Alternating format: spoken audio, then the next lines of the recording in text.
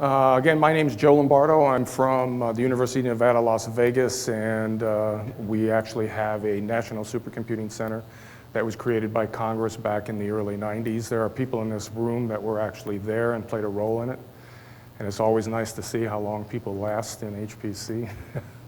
But anyway, my topic today, although it's not really leveraging HPC for Alzheimer's research, it has to do with supporting this kind of research. This is one of our most important projects, and we have found recently that basically collaborating and working with industry, a public-private kind of collaboration has really, really worked out for us. And I'm going to give some examples. Okay. So we were established in '91. Right now, Alzheimer's is big, even though you see by my title in your flyer that it's energy in the environment. We do support energy in the environment, but that name has been dropped. So we are becoming the National Supercomputing Institute. And under that, we have a new medical school that's coming aboard, and what we will be doing is a lot of data analytics as it relates to medicine. The Alzheimer's project here is actually a fairly large NIH grant that we're working on right now. It's about $11.5 million, and our partner in that is the Cleveland Clinic. So the Cleveland Clinic is actually open. As most of you know, the Cleveland Clinic is cardiac and a little cancer, but this is their first hospital in neuro. So we're dealing with Alzheimer's and Parkinson's and whatnot.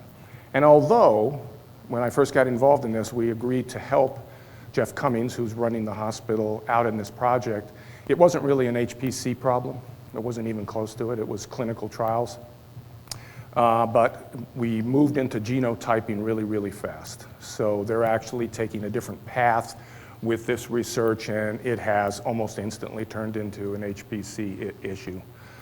We also have created recently in the last year an Institute for Personalized Medicine, and that's also a big part of this too. So we've brought on a lot of new faculty, new postdocs, new graduate students. As you can see in here, one of the concepts here is, my idea today is to tell you about our industry partners and what they've done for us.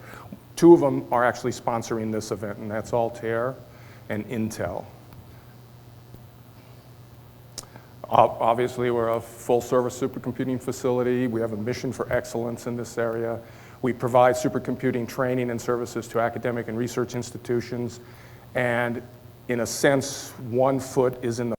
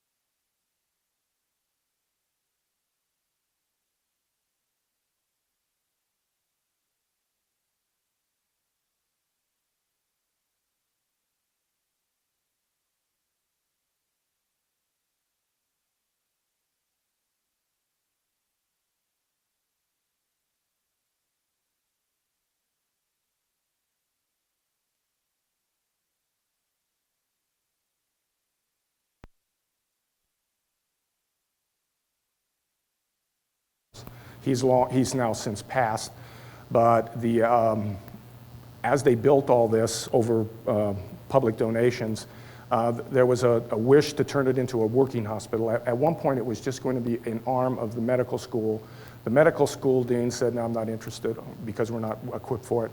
So anyway, Cleveland moved in. A number of big ones came in to look at it. I think Cleveland looked at the business plan for neurodegenerative diseases and what's happening to the aging community and said, whoa, this, I mean, I hate to put it this way, but there's money to be made here, right? So, yes. So and that's what I tell everybody. It's self-preservation for me.